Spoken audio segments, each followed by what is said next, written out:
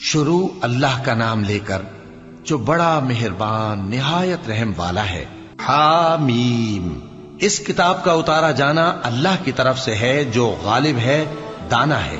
بے شک آسمانوں اور زمین میں ایمان والوں کے لیے اللہ کی قدرت کی نشانیاں ہیں، اور تمہاری پیدائش میں بھی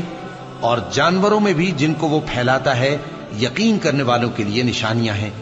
اور رات اور دن کے آگے پیچھے آنے جانے میں، اور وہ جو اللہ نے آسمان سے ذریعہ رزق نازل فرمایا پھر اس سے زمین کو اس کے مردہ ہو جانے کے بعد زندہ کیا، اس میں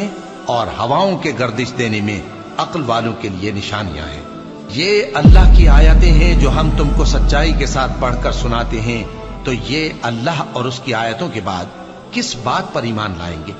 ہر جھوٹے گناہگار پر افسوس ہے کہ اللہ کی آیتیں اس کو پڑھ کر سنائی جاتی ہیں تو ان کو سن تو لیتا ہے، مگر پھر غرور سے ضد کرتا ہے کہ گویا ان کو سنا ہی نہیں۔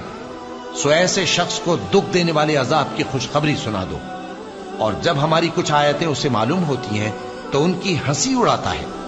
ایسے لوگوں کے لیے ذلیل کرنے والا عذاب ہے، ان کے پیچھے دوزخ ہے، اور جو بھی یہ کرتے رہے کچھ بھی ان کے کام نہ آئے گا،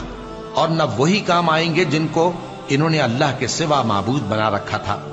اور ان کے لیے بڑا عذاب ہے۔ یہ ہدایت کی کتاب ہے، اور جو لوگ اپنے پروردگار کی آیتوں سے انکار کرتے ہیں ان کو سخت قسم کا درد دینے والا عذاب ہوگا۔ اللہ ہی تو ہے جس نے سمندر کو تمہارے قابو میں کر دیا تاکہ اس کے حکم سے اس میں کشتیاں چلیں، اور تاکہ تم اس کے فضل سے معاش تلاش کرو، اور تاکہ شکر کرو۔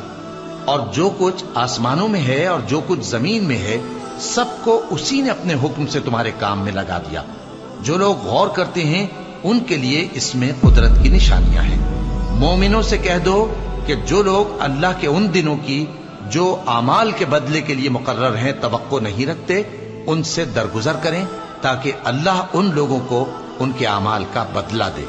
جو کوئی عمل نیک کرے گا تو اپنے لیے، اور جو برے کام کرے گا تو ان کا ضرر بھی اسی کو ہوگا، پھر تم اپنے پروردگار کی طرف لوٹ کر جاؤ گے۔